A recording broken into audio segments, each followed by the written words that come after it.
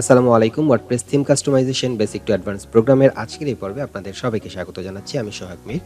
আজকের এই পর্ব থেকে আমরা ওয়ার্ডপ্রেসের একদম পরিপূর্ণ একটা ওয়েবসাইট তৈরি করা দেখব। অর্থাৎ আমরা কিভাবে একটা থিম ইনস্টল করে পরিপূর্ণভাবে সেটআপের মাধ্যমে ওই থিমটাকে বা ওই ডিজাইনটাকে আমাদের ওয়েবসাইটে এমনভাবে ইমপ্লিমেন্ট করতে পারি যেন সেটা একটা প্রফেশনাল ওয়েবসাইট হয়।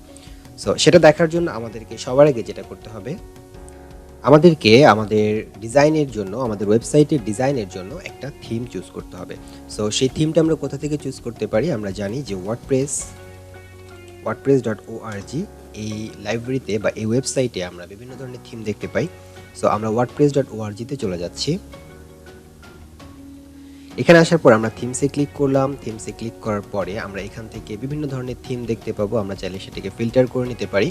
সো এখানে অনেকগুলো থিম আছে এবং এই থিমগুলো, অর্থাৎ আমরা ওয়ার্ডপ্রেসের লাইব্রেরিতে যে থিমগুলো দেখতে পাই, এগুলো সবই ফ্রি থিম। অর্থাৎ আমাদের এই থিমগুলো ব্যবহার করার জন্য কোনো রকমের পে করতে হবে না। আমরা ফ্রিতে এই থিমগুলো ইউজ করতে পারবো।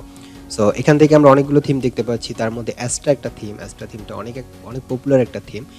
যারা ফ্রি থিম কাস্টমাইজেশন করে তাদের কাছে অ্যাস্ট্রা থিমটা খুবই পপুলার। এছাড়াও যারা বিল্ডার দিয়ে পেজ কাস্টমাইজেশন করে বা পেজ তৈরি করে তাদের জন্য অ্যাস্ট্রা থিমটা খুবই পপুলার একটা থিম। এবং এছাড়াও এখানে অনেকগুলো থিম আছে। আমরা এখানে দেখতে পাচ্ছি এখানে পপুলার এফএক্স, নেভ 2019, এটা হচ্ছে আমাদের ডিফল্ট একটা থিম। সো জেনারেট প্রেস, এটা হচ্ছে প্রিমিয়াম একটা ভার্সন আছে। আমরা চাইলে ফ্রি ভার্সনটাও এখান থেকে ইউজ করতে পারি। সো প্রিমিয়াম এবং ফ্রি ভার্সনের মধ্যে একটু ডিফারেন্স আছে। প্রিমিয়াম ভার্সনে কিছু ফিচার আমরা পাই, যেটা হচ্ছে ফ্রি ভার্সনগুলোতে আমরা পাই না। অর্থাৎ আমাদেরকে সেই ভার্সনগুলো পারচেস করতে হবে যদি আমরা সেই ফিচারগুলো ইউজ করতে চাই। তো আপাতত আমরা ফ্রি ভার্সনগুলি দেখার চেষ্টা করি। আমরা এখান থেকে ক্যাডেন্স যে থিমটা, সেই থিমটা নিয়ে আজকে আমরা কাজ করব। অর্থাৎ এই থিমটা আমরা আজকে ইনস্টল করব। সো এটাকে আমরা দেখার জন্য মোর ইনফোতে যেতে পারি। মোর ইনফোতে যাওয়ার পরে সেটার ডিটেলসটা আমরা চেক করতে পারি। সো আমরা যদি আমাদের এই থিমটার ডিটেলসটা চেক করি, তাহলে এখানে দেখতে পাচ্ছি এটার ভার্সন 1.1.6 এবং এটা লাস্ট আপডেট সেপ্টেম্বর 29।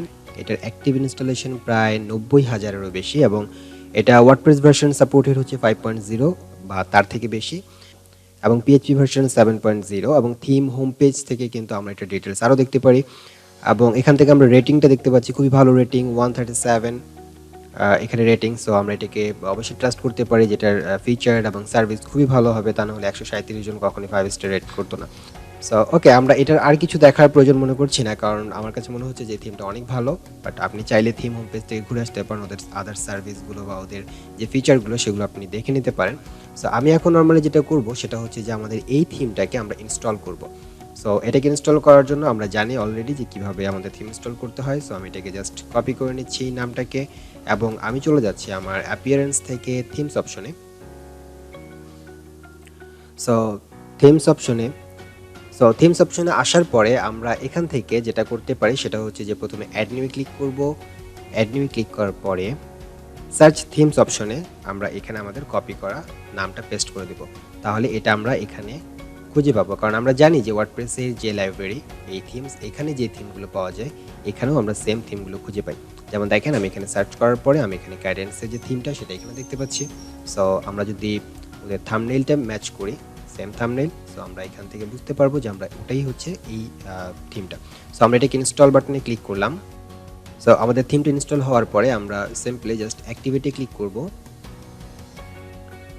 সো থিমটা যখন অ্যাক্টিভেট হয়ে যাবে তখন আমাদের এখানে দেখাচ্ছে যে thanks for choosing Cadence theme এবং এখানে আমাদের ইনস্টল ক্যাডেন্স স্টার্টার টেমপ্লেটস, অর্থাৎ এখানে এই থিমের জন্য যেই রেডিমেড যে টেমপ্লেটগুলো আছে, যে ডিজাইনগুলো রেডিমেড আছে, আমরা চাইলে সেই রেডিমেড টেমপ্লেটগুলো ইউজ করতে পারি।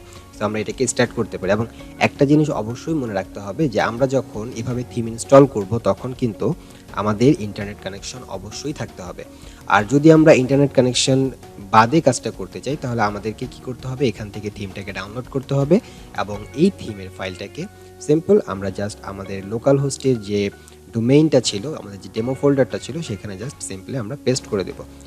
তবে যখন আমরা এই স্টার্টার টেমপ্লেটগুলোকে ইম্পোর্ট করব তখন অবশ্যই আমাদেরকে ইন্টারনেট কানেকশন রাখতে হবে, কারণ এগুলো তাদের সার্ভার থেকেই আসবে। সুতরাং আমাদের জন্য যেটা সবথেকে বেশি ভালো হয় সেটা হচ্ছে যে আমরা ইনস্টলেশন থেকে শুরু করে সব কিছুই আমরা ইন্টারনেট কানেকশনটা দিয়েই করব। সো আমরা এখান থেকে ইনস্টল কারেন্ট স্টার্টার টেমপ্লেটে ক্লিক করলাম, এটা ইনস্টল হচ্ছে। সো যখন স্টার্টার টেমপ্লেটটা ইনস্টল হয়ে যাবে তখন আমাদেরকে বিল্ডারের জন্য একটা অপশন দেবে যে আমরা কোন বিল্ডারটাকে ইউজ করতে চাচ্ছি। সো গুটেনবার্গ যে বিল্ডার এটা হচ্ছে ডিফল্ট বিল্ডার। আমরা যেমন এর আগে পেজ বা পোস্ট ক্রিয়েশনের সময় অলরেডি দেখে আসছি যে আমাদের ব্লক আকারে কাজ করতে হয়। সো এটার সাথে আমরা এখন পরিচিত, এবং এলিমেন্টর হচ্ছে একটা আলাদা এক্সটার্নাল একটা পেজ বিল্ডার, সেটা দিয়েও ডিজাইন করা যায়। তো এলিমেন্টর পেজ বিল্ডার দিয়ে আমরা কিভাবে কমপ্লিট ডিজাইন করতে পারি এই প্রোগ্রামের শেষের দিকে আমাদের সেই টপিকগুলো থাকবে। সো এই মুহূর্তে আমরা এই থিমকে ইউজ করার জন্য গুটেনবার্গ এই বিল্ডারটাকে সিলেক্ট করে দিচ্ছি। সো এখানে আমি যখন ক্লিক করব তখন এই বিল্ডার দিয়ে ডিজাইন করা যে টেমপ্লেটগুলো সেই টেমপ্লেটগুলো আমার সামনে চলে আসবে। সো যখন আমাদের টেমপ্লেটগুলো এখানে আমাদের দেখার জন্য রেডি, তখন আমরা এখান থেকে চুজ করে নিতে পারি যে আমরা কোন ডিজাইনটাকে আমাদের ওয়েবসাইটে ডিজাইনের জন্য ইউজ করব। সো এখান থেকে আমরা অনেকগুলো ডিজাইন দেখতে পাচ্ছি, আমরা এখান থেকে ডিজাইনগুলো দেখে নিতে পারি, এবং প্রত্যেকটা ডিজাইন কোন ক্যাটাগরির সেটাও আমরা এখান থেকে দেখতে পাচ্ছি। এটা ল ফার্মের জন্য, এটা হচ্ছে ওয়েব এজেন্সির জন্য, এটা রিয়েল এস্টেটের জন্য, এটা হচ্ছে প্রিন্ট শপ আইটেমের জন্য। ঠিক আছে, সো এখান থেকে আমরা সবগুলো দেখতে পাচ্ছি, এবং প্রত্যেকটা ডিজাইন আমার কাছে মনে হয় খুবই প্রফেশনাল এবং স্ট্যান্ডার্ড মানের। সো আমরা এখান থেকে যে কোনো একটা থিম নিয়ে কাজ করতে পারি, বা যে কোনো একটা টেমপ্লেট নিয়ে কাজ করতে পারি। এই থিমের আন্ডারে আমরা অনেকগুলো টেমপ্লেট এখানে দেখতে পাচ্ছি। আচ্ছা, সো আমরা এখান থেকে রিয়েল এস্টেটের এই থিমটাকে যদি সিলেক্ট করতে চাই, তাহলে এখানে আমরা প্রথমে একটা ক্লিক করলাম। ক্লিক করলে আমাদের এখানে অপশন আসবে ভিউ এর জন্য। সো এখান থেকে আমরা ফুল ওয়েবসাইটে যদি ক্লিক করি, ফুল ওয়েবসাইটে ক্লিক করলে আমাদের ফুল ওয়েবসাইটটা ইম্পোর্ট হওয়া শুরু হবে, এবং এখানে আমাদের বলছে যে আমরা কোন ইমেলটা, একটা ইমেল দিয়ে আমরা সাবস্ক্রাইব করতে পারি যেন ইন ফিউচারে তারা আমাদের কাছে বিভিন্ন ধরনের প্রমোশনগুলো চালাতে পারে, এবং অ্যাকসেপ্ট করতে পারি আমরা তাদের প্রাইভেসি পলিসিকে। এরপর এখান থেকে আমরা দেখে নিতে পারি যে কী কী জিনিস ইনস্টল হবে। রিকোয়ার্ড প্লাগইনস যেটা হচ্ছে ক্যাডেন্স ব্লক, এটা ইনস্টল হবে, এটা ইনস্টল এখন বর্তমানে করা নাই, এবং এখান থেকে কাস্টমাইজার সেটিংসটা হবে, এবং যে কন্টেন্টগুলো আছে সেগুলো আমাদের এখানে আসবে। সো এখান থেকে এখন আমরা subscribe and start importing. So এখান থেকে অবশ্যই একটা ভ্যালিড ইমেল আপনি দিয়ে দিতে পারেন, আর এটাকে অবশ্যই চেক করতে হবে। এরপরে আমরা সাবস্ক্রাইব করতে পারি। আর যদি আপনি মনে করেন যে আপনি সাবস্ক্রাইব করবেন না, তাহলে আপনি এখান থেকে just skip start importing, just হচ্ছে এটা ইম্পোর্টিংটা স্টার্ট হবে।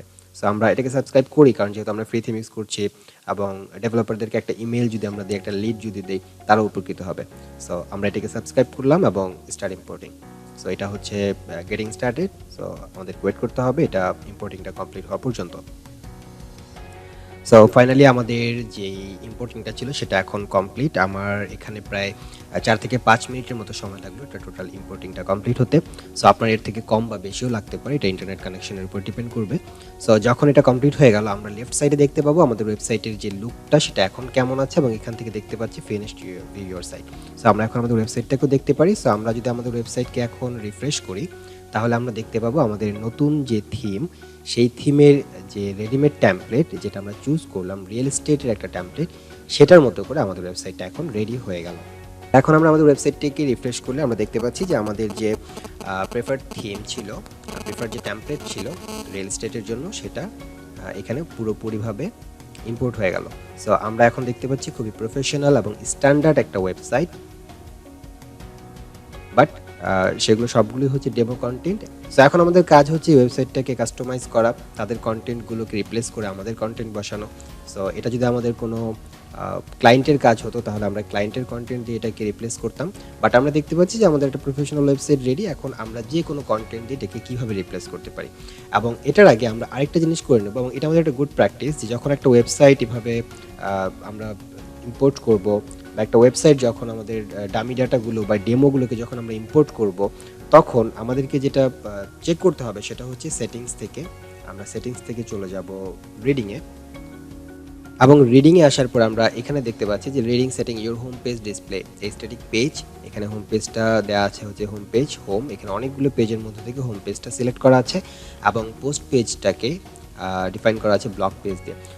তো অনেক থিমে দেখা যায় যে এই ডেমোটা ইম্পোর্ট হওয়ার পরেও আমাদের এই যে সেটিংসের রিডিং থেকে স্ট্যাটিক হোম পেজ হিসেবে হোম পেজটা হোম থাকে না, বা পোস্ট পেজটা ব্লক থাকে না।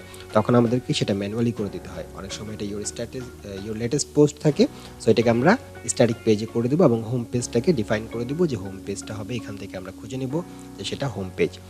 এবং আমরা এখানে পোস্ট পেজটাকে ব্লক করে দিতে পারি, এবং কোনো কোনো থিমের জন্য ব্লক না করলেও চলে। সো এটা খুব বেশি ম্যান্ডেটরি না, বিভিন্ন বিভিন্ন থিমের ক্ষেত্রে এটা লাগে না।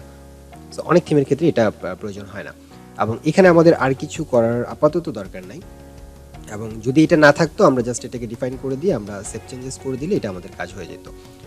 এরপরে আমরা আরেকটা জিনিস যদি দেখি যে এই যে থিমটা, এই থিমটাকে কাস্টমাইজ করার জন্য আমরা যে হেল্প আমাদের দরকার হবে, অর্থাৎ আমরা এই থিমটাকে কীভাবে কাস্টমাইজ করব, কোথা থেকে কী পাবো, এই জিনিসগুলো জানার জন্য বা এই জিনিসগুলো যদি আমরা সেই থিমের কাছ থেকে জানতে পারি সো আমাদের জন্য অনেক বেশি ভালো হয়।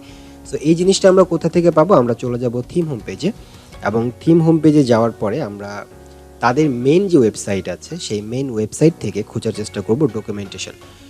এখান থেকে আমরা দেখতে পাচ্ছি হেল্প থেকে ডকুমেন্টেশন। আপনি ডকুমেন্টেশনটা এখানে এভাবেও পেতে পারেন, অথবা আলাদা একটা পেজে ডকুমেন্টেশন থাকতে পারে, কিংবা একদম নিচের দিকে কোথাও থাকতে পারে, বা সেখানেও যদি আপনি খুঁজে না পান আপনি গুগলে একটু সার্চ করতে পারেন থিমের নাম দিয়ে। যেমন এটা হচ্ছে কি কাডেন্স থিম, সো আমি যদি গুগলে সার্চ করি যে কাডেন্স থিম ডকুমেন্টেশন, সেক্ষেত্রেও আমি ডকুমেন্টেশনটা খুঁজে পেতে পারি। সো এটা হচ্ছে আমাদের একটা গুড প্র্যাকটিস যে আমরা একটা থিম সম্পর্কে যদি ভালো আইডিয়া নিতে চাই তাহলে আমরা ডকুমেন্টেশনটা পড়ে দেখতে পারি। কারণ আজকে আমি যে থিমটা নিয়ে কাজ করলাম এই থিমের মতো করে অন্যান্য থিমগুলো যে একদম সেম হবে তা কিন্তু না। সো আমরা যদি ডকুমেন্টেশনটা পড়ে নেই তাহলে আমাদের সেই থিম সম্পর্কে সব কিছুই জানা থাকবে। সো আজকের এই পর্বে আমরা দেখার চেষ্টা করলাম কিভাবে আমরা একটা ফ্রি থিম ইনস্টল করতে পারি, সেটার ডামি ডাটাগুলো বা যে স্টার্টার টেমপ্লেটগুলো আছে সেগুলো কিভাবে আমরা ইম্পোর্ট করতে পারি, এবং আমরা সাকসেসফুলি ইম্পোর্ট করলাম। এবং নেক্সট লেসন থেকে আমরা দেখব যে এই থিমটাকে আমরা কিভাবে আমাদের কন্টেন্ট দিয়ে কমপ্লিটলি কাস্টমাইজ করে আমাদের ওয়েবসাইটটাকে আমাদের পোর্টফোলিওর জন্য রেডি করতে পারি।